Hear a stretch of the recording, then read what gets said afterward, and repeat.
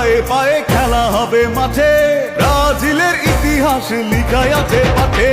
খেলা হবে পায়ে পায়ে খেলা হবে মাঠে, ব্রাজিলের ইতিহাস লিখাই আছে পাঠে।